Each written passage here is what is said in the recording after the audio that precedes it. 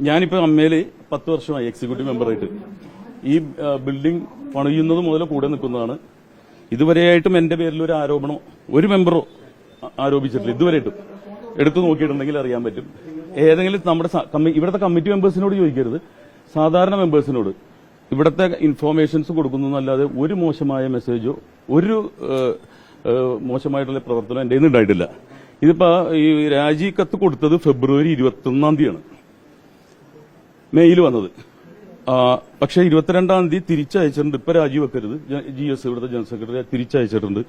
രാജിവെക്കരുത്, general body വരെ കൊണ്ടുപോകണമെന്നും പറഞ്ഞ് പുള്ളിക്കാരി അയച്ചത് ഡെലിറ്റ് ചെയ്തു. അതിനുശേഷം മാർച്ച് 2-ന് ഞങ്ങളുടെ EC മീറ്റിംഗിലും ഇത് പറഞ്ഞിട്ടില്ല, രാജിവെച്ചു എന്നുള്ളത്. പിന്നെ മെയ് 12-നാണ് EC മീറ്റിംഗിൽ ഇങ്ങനെ രാജിവെച്ചു എന്നുള്ളൊരു കാര്യം അറിഞ്ഞല്ലോ എന്ന് പറഞ്ഞിട്ട് സ്പീക്കറിലിട്ടു.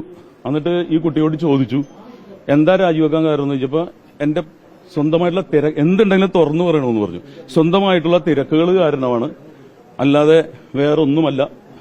നമ്മുടെ സെക്രട്ടറിയും നമ്മുടെ എക്സിക്യൂട്ടീവ് മെമ്പേഴ്സ് ഇരിക്കുന്ന സ്ഥലത്ത് പേഴ്സണലായിട്ട് ചോദിച്ചിട്ട് ഒന്നുമില്ല, എന്റെ പേഴ്സണൽ തിരക്കുകളും കാരണമാണെന്നാണ് പറഞ്ഞത്. അതിനുശേഷം പെട്ടെന്ന് ഇന്ന് ക്യാമ്പ് കിടക്കായിരുന്നു, മെഡിക്കൽ ക്യാമ്പ് കിടക്കായിരുന്നു. അപ്പോഴാണ് പെട്ടെന്നൊരു പെട്ടിത്തെറി പോലെ.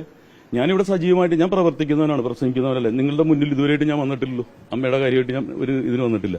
അതുകൊണ്ടാണ് ഞാൻ ക്ലാരിഫിക്കേഷൻ തരുന്നത്. നമ്മൾ എക്സിബിഷനിസ്റ്റും അല്ല, ഞാൻ പ്രവർത്തിക്കുന്നവനാണ്. അപ്പൊ പ്രവർത്തിക്കുന്നവരെ എന്തോ തകർക്കാനുള്ള ഒരു ഗൂഢാലോചന നടത്തുന്നത്. ഇതിനു മുമ്പ് ഇവിടെ ഇരുന്ന മാനേജറിന്റെ പേരിലാണ് പ്രശ്നം ഉണ്ടായത്. അല്ല, അത് വേറെ ആരോ പുള്ളിക്കാരത്ത് പറഞ്ഞു കൊടുത്തു. അതങ്ങനെ പറയരുതല്ലോ, നേരിട്ട് കേട്ടാലേ പറയാൻ പാടുള്ളൂ. അല്ലെങ്കിൽ അതോറിറ്റീസിനെ ഏൽപ്പിക്കണം. നമുക്കിവിടെ ഒരു നിയമ ഇതുണ്ടല്ലോ, അതായത് പോലീസ് സ്റ്റേഷനുണ്ട്, അവിടെ കൊണ്ടേ കൊടുക്കും. ഇങ്ങനെ പറഞ്ഞു എന്ന് പറഞ്ഞിട്ട് വേറൊരാള് പറഞ്ഞു എന്ന് പറഞ്ഞു. അതെ. ഇപ്പൊ ഞാൻ പറയും, ഇപ്പൊ സ്റ്റേജ് ഷോസ് നടക്കുമ്പോൾ നമ്മൾ അങ്ങോട്ട് ഇങ്ങോട്ട് ഒച്ചയും ബഹളമൊക്കെ ഉണ്ടാവും. അത് ഞാൻ സ്റ്റേജ് ഇവന്റ്സ് നോക്കുന്ന ആളാണ്. അപ്പൊ ചിലപ്പോൾ നമ്മുടെ സുഹൃത്തുക്കൾ അങ്ങോട്ട് ഇങ്ങോട്ട് ചീത്ത വിളിക്കുന്നല്ലാതെ പേഴ്സണലി വിളിച്ചിരിക്കുന്നതല്ല. പിന്നെ ഞാൻ ഇങ്ങനെ പറയുന്നത് കേട്ടു എന്ന് വേറെ ആള് പറഞ്ഞു കൊടുത്തു.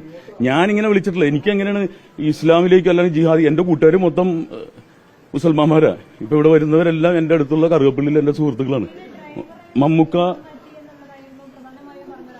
അത് അവര് ലൊക്കേഷനിൽ അങ്ങോട്ടും ഇങ്ങോട്ടും ഒക്കെ ഉണ്ടായ സംസാരങ്ങൾ. ഇവിടെ ആരെങ്കിലും ഉണ്ടെങ്കിൽ പ്രിയങ്ക ഇവിടെ ഉണ്ട്.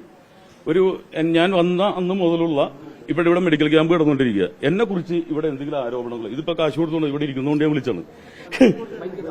പറഞ്ഞ ഓക്കെ.